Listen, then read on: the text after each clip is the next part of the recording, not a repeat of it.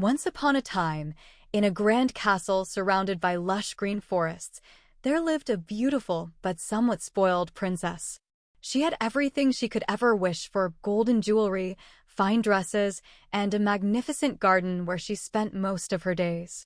One sunny afternoon, while playing near the castle fountain, she accidentally dropped her favorite golden ball into the deep water.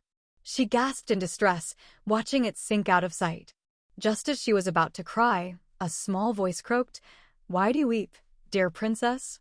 Startled, she turned to see a plump green frog sitting on a lily pad. "My golden ball has fallen into the fountain, and I cannot reach it," she lamented. The frog smiled. "I can retrieve it for you, but only if you promise to be my friend. Let me eat from your plate, drink from your cup, and sit beside you." The princess wrinkled her nose. A slimy frog as a friend? Impossible. But desperate to get her ball back, she quickly nodded. "Yes, yes, I promise. Just get my ball."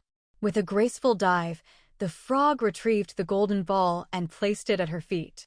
The princess gleefully grabbed it and, without a second thought, ran back to the castle, leaving the frog behind. That evening, as she dined with the king, a soft plop, plop was heard at the door. The princess turned pale. The king raised an eyebrow. "Who is it?"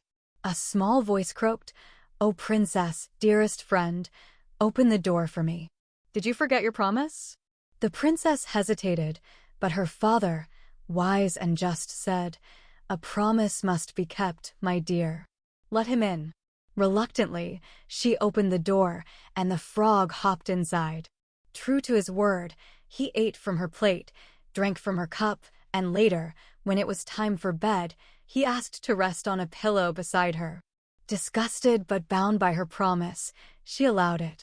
As soon as the first light of dawn touched the castle, the princess awoke to a surprising sight. No longer was a frog beside her, but a handsome prince. He smiled warmly and said, "You have broken the spell. A wicked enchantress turned me into a frog, and only the kindness of a true friend could restore me." The princess blushed, realizing her mistake. She had judged him too quickly.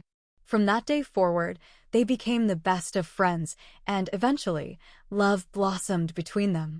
And so, with a lesson learned and a promise kept, they lived happily ever after.